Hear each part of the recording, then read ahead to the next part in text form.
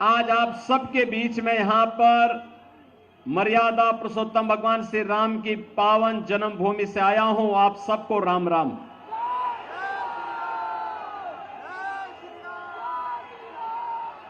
बहनों और भाइयों,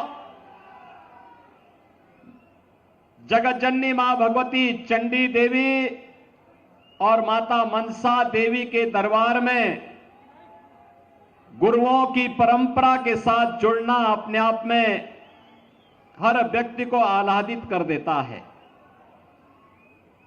और मेरे लिए आप सबके बीच में आना, लोकसभा चुनाव की दृष्टि से आपके बीच में आना, और वह भी तब आज पंचम चरण का चुनाव चल रहा है। उत्तर प्रदेश की भी 14 लोकसभा सीट पर आज चुनाव हो रहे हैं। बहनों और भाइयों, पूरे देश के अंदर 4 चरण के चुनाव पहले ही संपन्न हो चुके हैं, लेकिन मैं निश्चिंत होकर के चंडीगढ़ में हूं, क्योंकि मुझे मालूम है कि जो भाव चंडीगढ़ का है, जो भावना पूरे देश की है, उत्तर दक्षिण पूरब पश्चिम, वही तो उत्तर प्रदेश का भी है। पहली बार हो रहा है कि पहले अभी पांचवां चरण का है, 2 चरण इसके बाद भी है, लेकिन देश निश्चिंत है कि 4 जून को जब परिणाम आएगा तो जो जनता कहती है ना कि चाहे जितना जोर लगा लो, आएंगे तो मोदी ही और जीतेंगे तो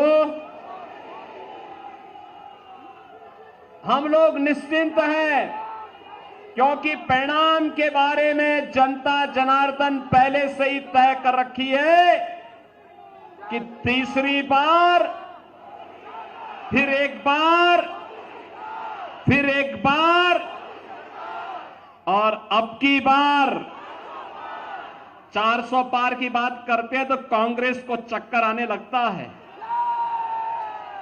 क्योंकि कांग्रेस स्वयं 400 सीट पर चुनाव नहीं लड़ी है।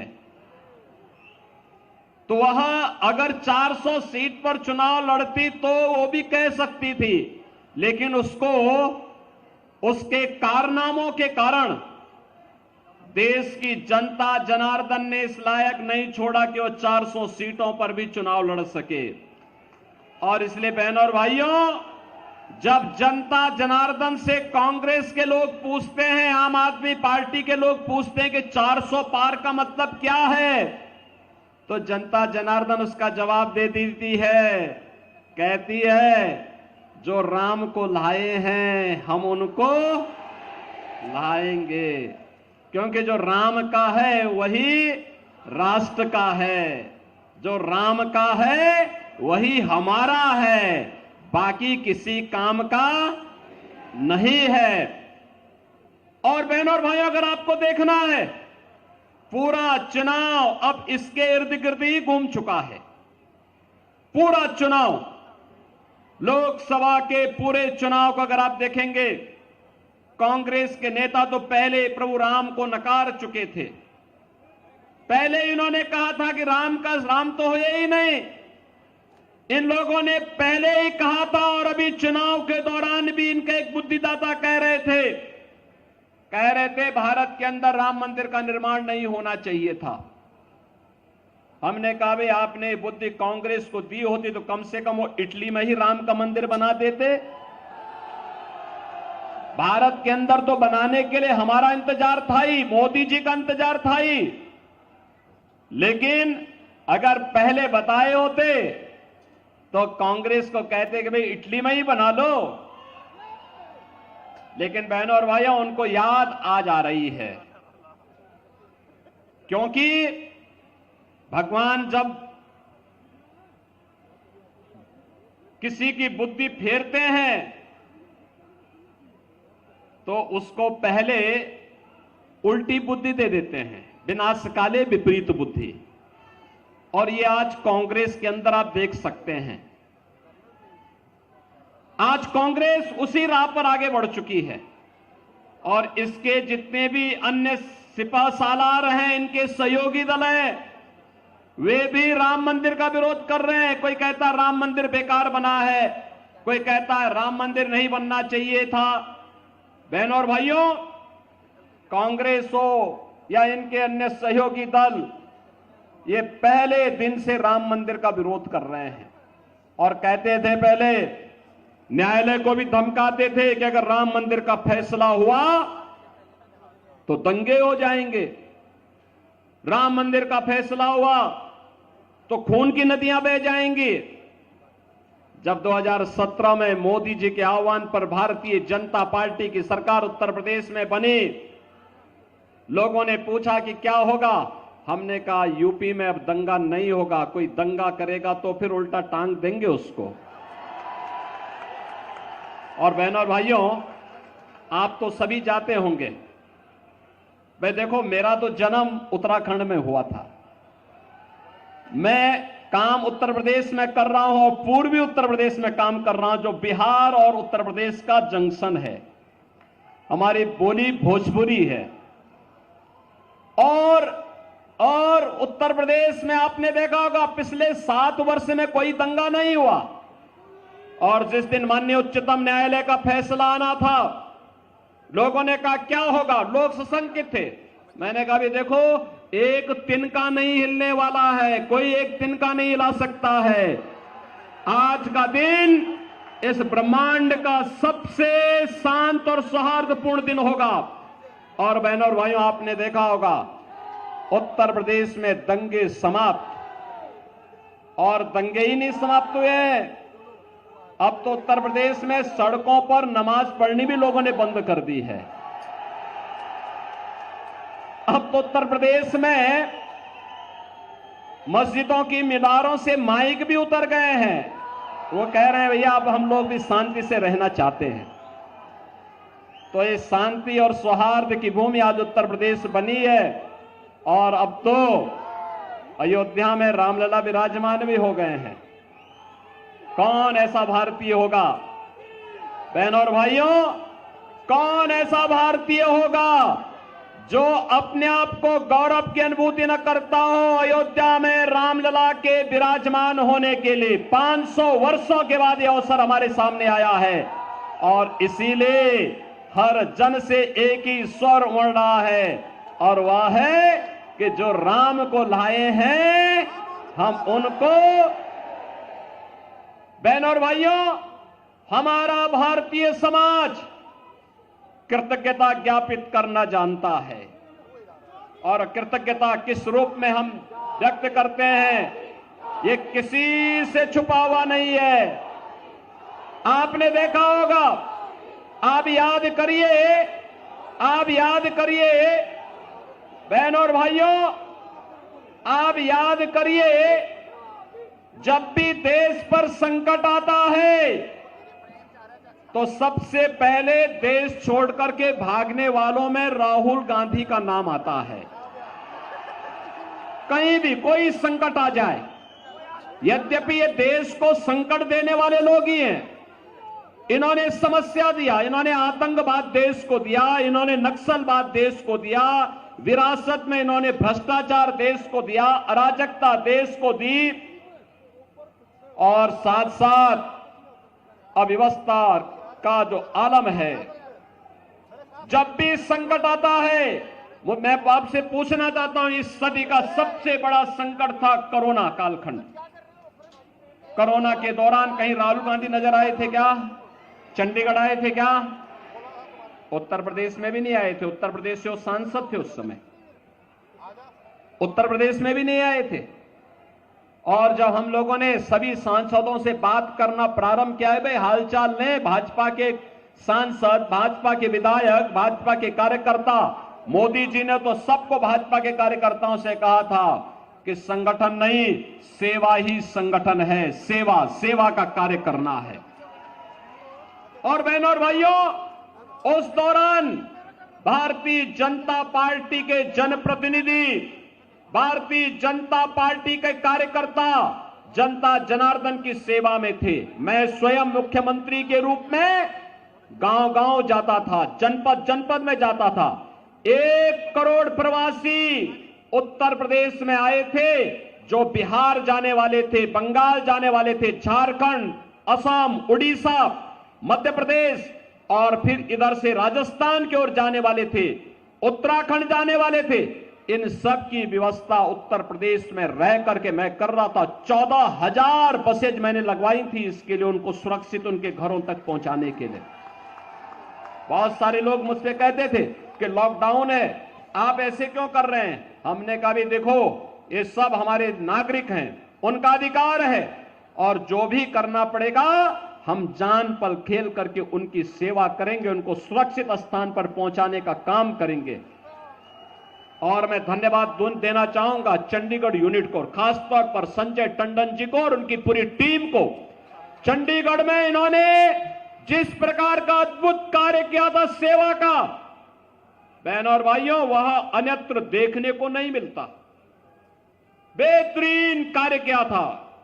लगातार कई महीनों तक चंडीगढ़ भाजपा की यूनिट कोरोना कालखंड में हर जरूरतमंद को फ्री में लंगर करवाने का, भोजन करवाने का काम कर रही थी, उनकी सेवा के लिए समर्पित भाव के साथ काम कर रही थी।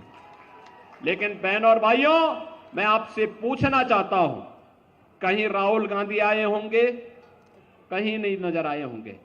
कहीं मनीष तिवारी नजर आए होंगे? कहीं नहीं नजर आए होंगे। क्योंकि ये तो सब उड़न खटोला है जी, आज आएंगे फिर चुनाव लड़के फिर गायब हो जाएंगे, फिर कोई अता पता नहीं होगा। और इसलिए बहनों और भाइयों, जो आपके संकट में आपके साथ नहीं हो सकता, जो आपके सुख दुख में आपके साथ नहीं खड़ा हो सकता, जो आपकी आस्था का सम्मान नहीं कर सकता, जो आपकी विरासत को सम्मान नहीं दे सकता है, जो आपके विकास के बारे में जिसके पास कोई विजन न हो और जो गरीबों के कल्याण का मार्ग प्रशस्त नहीं कर सकता है, उस व्यक्ति को जनप्रतिनिधि के रूप में चुन करके हम लोग स्वयं भी पाप के भागीदार कतई न बने। क्योंकि आपके द्वारा चुना गया वोट की ताकत, जो ताकत है आपके पास, ये ताकत आपको पाप का भी और पुण्य का भी भागीदार बनाता है। अच्छा जनप्रतिनिधि चुनते हैं तो पुण्य हमें प्राप्त होता है, लेकिन अगर गलत चुनते हैं तो उसके पाप में हम भी भागीदार हो जाते हैं। आपने देखा होगा, आज भारत यशस्वी बन रहा है, भारत के अंदर खुशहाली है, भारत का दुनिया के अंदर सम्मान बढ़ रहा है, भारत की सुरक्षा पुख्ता है, आतंकवाद और नक्सलवाद और अराजकता की समस्या का समाधान हुआ है, तो इसलिए हुआ है क्योंकि आपने मोदी जी को चुना था, मोदी जी को प्रधानमंत्री के रूप में चुना था। बहनों और भाइयों, मोदी जी ने 10 वर्ष में देश की तस्वीर और तकदीर को बदल करके रख दिया है। आज कोई भी भारत पर गौरव की अनुभूति करता है। दुनिया में कोई संकट आता है, मोदी जी संकट मोचक के रूप में माने जाते हैं। उस समस्या का समाधान मोदी जी के पास है। भारत के अंदर इन समस्याओं का समाधान होता है। और अब तो मैं ये भी देखता हूं, पहले जब आतंकी विस्फोट होते थे, जगह जगह विस्फोट होते थे, निर्दोष भारतीय मारे जाते थे, कभी मुंबई का विस्फोट, कभी दिल्ली का विस्फोट, कभी राम जन्मभूमि पर आतंकी हमला, कभी काशी में संकट मोचन पर आतंकी हमला, कभी भोपाल का विस्फोट, कभी बेंगलोर का विस्फोट। मैं सांसद था और इसको संसद में मुद्दे को उठाते थे तो तत्कालीन कांग्रेस की सरकार क्या कहती थी? कहती थी कि आतंकवाद तो सीमा पार से है। और आज आतंकवाद का समाधान भी हुआ। अब तो पटाखा भी जोर से फट जाए ना तो पाकिस्तान पहले सफाई देता है, कहता मेरा हाथ नहीं है, मैंने इसमें कुछ नहीं किया है, क्योंकि उसे मालूम है ये नया भारत है, छेड़ता नहीं है, लेकिन कोई छेड़ता है तो छोड़ता भी नहीं है। और इसीलिए पाकिस्तान पहले सफाई दे देता है। दम होनी चाहिए, और दम आज मोदी जी के नेतृत्व में भाजपा की सरकार ने दिखाने का काम किया है।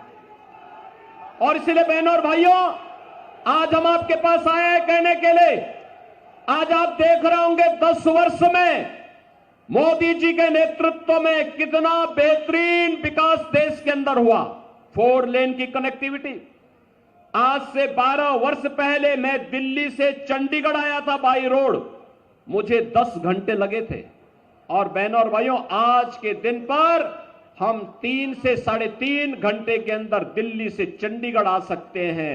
ये दूरी कम की है मोदी जी ने।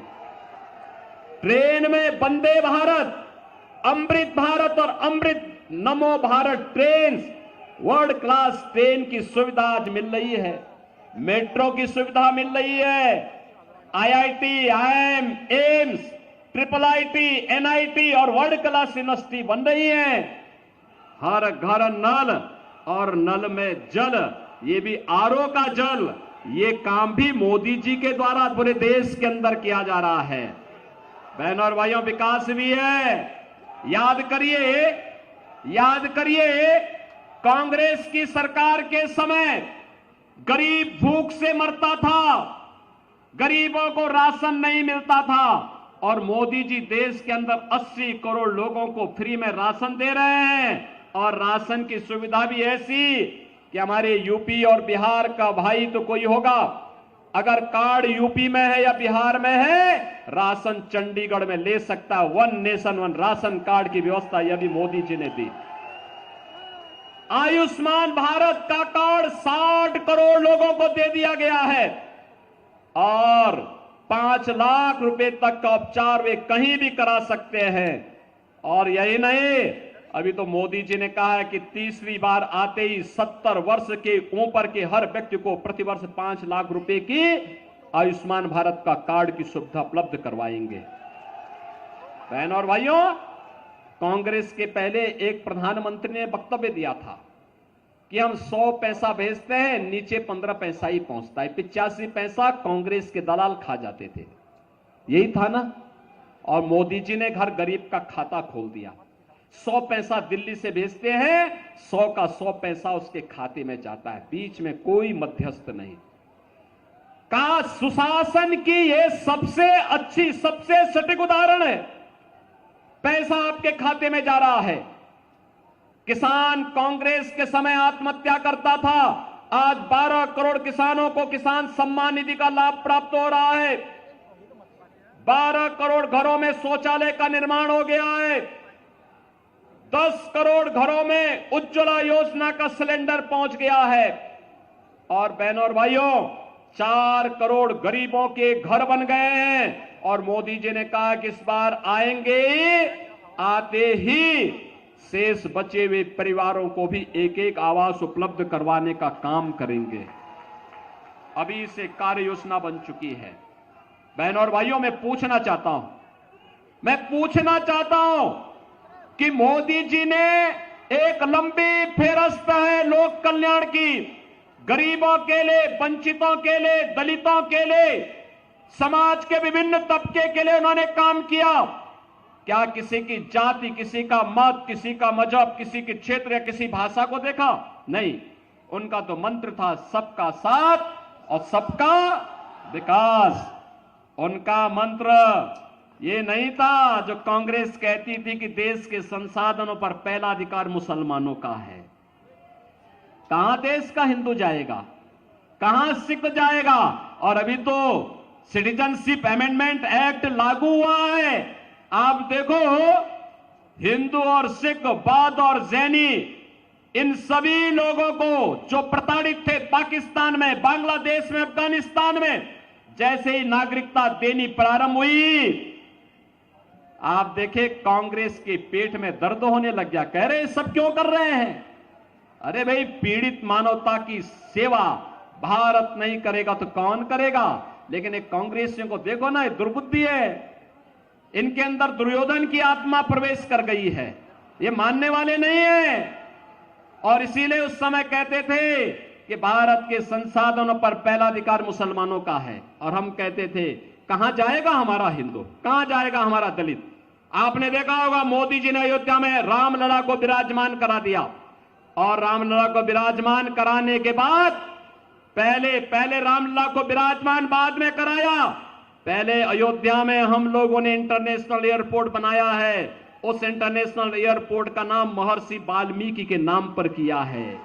महर्षि वाल्मीकि जिन्होंने राम से हमारा साक्षात्कार कराया, उनके नाम पर अयोध्या का एयरपोर्ट। और इसीलिए मैं वाल्मीकि समुदाय से भी कहना चाहूंगा, आइए ना अयोध्या में, वाल्मीकि जी की गुण गाथा को आप अयोध्या में देख करके सम्मान का अनुभव करेंगे। राम के साथ अपना संवाद और अपना संबंध जोड़ करके गौरव की अनुभूति करेंगे।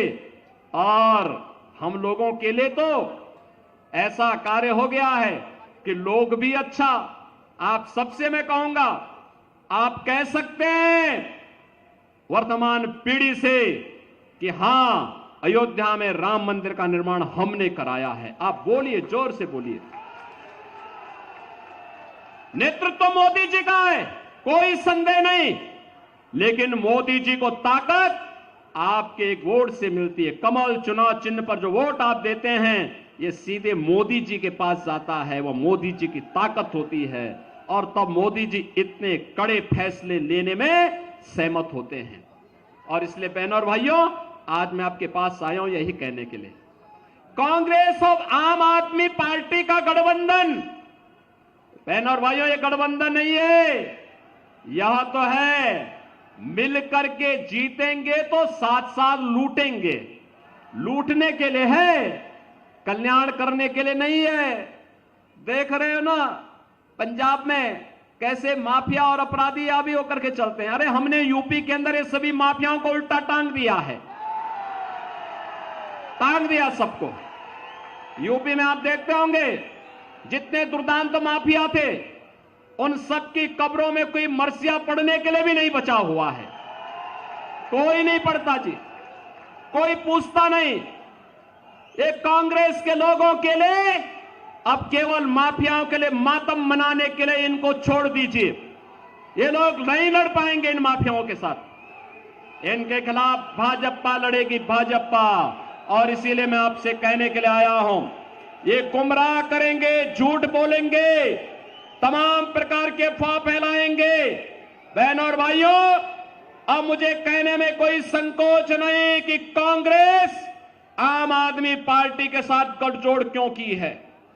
इसलिए किया है क्योंकि पहले इन्होंने देश को बांटा, फिर समाज को बांटा, अब इनकी नजर आपकी प्रॉपर्टी पर पड़ गई है। आपने देखिए कांग्रेस के एक बुद्धिदाता ने क्या कहा है, कहा है कि कांग्रेस सरकार में आएगी तो सभी की संपत्ति की सर्वे करवाएगी और फिर वरासत टैक्स लगाई। वरासत टैक्स का मतलब जानते हैं, आपके बाप दादों की जो प्रॉपर्टी होगी, जो संपत्ति होगी, जो पैसा होगा, जो जेवर होगा, जो जमीन होगी, जो मकान होगा, उसमें से आधा ये कांग्रेस के लोग लेकर के मुसलमानों को आवंटित कर देंगे। क्या आप इसको स्वीकार करेंगे क्या? अरे ये तो इतिहास में हमने एक मुगल बादशाह का नाम सुना था, औरंगजेब का। औरंगजेब ने हिंदुओं पर जजिया कर लगाया था, कहा था या तो इस्लाम स्वीकार करो और नहीं तो जजिया कर दो। बहनों और भाइयों, औरंगजेब कोई मुसलमान भी, सभ्य मुसलमान भी अपने पुत्र का नाम औरंगजेब नहीं रखता, क्योंकि औरंगजेब ने सबसे पहले अपने भाई की हत्या की सत्ता के लिए और फिर अपने बाप को ही जेल के अंदर डाल करके पानी की एक बूंद के लिए तरसाया था, एक बूंद के लिए तरसाया था और अपने सत्ता पे कब्जा कर लिया था। हिंदुओं के मंदिर तोड़े, उसके खिलाफ उस समय हिंदू राजाओं ने छत्रपति शिवाजी महाराज के नेतृत्व में एक बड़ी लड़ाई लड़ी थी। गुरुओं ने बड़ी लड़ाई लड़ी थी, सिख गुरुओं ने उसके खिलाफ लड़ाई लड़ी थी। कश्मीर के हिंदुओं को बचाने का काम गुरु तेग बहादुर जी महाराज ने उस कालखंड में किया था। बहनों और भाइयों, आज मैं आपसे कहने के लिए ही आया हूं, ये कांग्रेस के अंदर औरंगजेब की आत्मा घुस चुकी है। हमें देश के अंदर दूसरा औरंगजेब नहीं पैदा होने देना है। ये भारत एक भारत श्रेष्ठ भारत तो मोदी जी ने 10 वर्ष में बनाया है। हमें भारत को अब आत्मनिर्भर और विकसित भारत बनाने के मोदी जी के संकल्प के साथ जुड़ना है, जिससे हर नौजवान के हाथों को रोजगार दे सके, हर व्यापारी और बेटी की सुरक्षा सुनिश्चित कर सके, प्रत्येक नागरिक के चेहरे पर खुशहाली ला सके। इसके लिए भाजपा आवश्यक है। और इसीलिए मैं चंडीगढ़ में आया हूं कि मोदी जी को तीसरा कार्यकाल दीजिए। देंगे? देंगे आप लोग? बहन और भाइयों, 1 जून को आपका चुनाव है। 1 जून को है ना? 1 जून को है। और इसीलिए मैं आया हूं। आपके पास समय, आज 20 मई है, आपके पास 10 दिन का समय है प्रचार के लिए। इन 10 दिनों में आप सभी चंडीगढ़ वासियों के घर में, और खासतौर पर यूपी, बिहार, उत्तराखंड और वाल्मीकि समुदाय के साथ में जाकर के बोलिए कि महर्षि वाल्मीकि को सम्मान है। जो राम को ही नहीं मानता, वाल्मीकि को कैसे मानेगा कांग्रेस के लोग? कहां मानेंगे? और महर्षि वाल्मीकि हमारे लिए पूज्य हैं, क्योंकि और इसीलिए मोदी जी ने मुझे कहा कि रामलला का विराजमान होने के पहले महर्षि वाल्मीकि का पूजन होना है। हमने कहा एयरपोर्ट का नामकरण का प्रस्ताव मैं भेज रहा हूं, इंटरनेशनल एयरपोर्ट, महर्षि वाल्मीकि के नाम पर पहला इंटरनेशनल एयरपोर्ट हमने यूपी में बनाया है, और भी अयोध्या का एयरपोर्ट। इसलिए उनके पास भी जाइए और उन सबसे कहिए हमें भारत को नया भारत बनाना है, आत्मनिर्भर और विकसित भारत बनाना है। इसके लिए मोदी जी आवश्यक हैं। और बहनों और भाइयों, एक एक व्यक्ति, एक एक जितने भी लोग यहां पे आए हैं, मैं आप सबसे अपील करूंगा, आप सभी भाजपा के कमल चुनाव चिन्ह पे वोट देंगे? सभी लोग, जहां तक मेरी आवाज जा रही है तो दोनों हाथ लाके मुझे बताओ पहले। यहां से संजय टंडन जी को जिता के भेजेंगे? भेजेंगे। लेकिन इसके लिए 2 काम करने होंगे आपको। पहला काम, 10 दिन का चुनाव बाकी है, प्रतिदिन हर मतदाता, जितने लोग यहां पे आए हैं, हर मतदाता तय करे कि मैं 5 घर कमल चुनाव चिन्ह के लिए 5 घर में जनसंपर्क करूंगा। करेंगे? 10 दिन का मतलब 50 घर में कर लेंगे। और चुनाव के दिन उन्हें मतदान केंद्र में ले जाना है, फिर मतदान कराना है। करेंगे?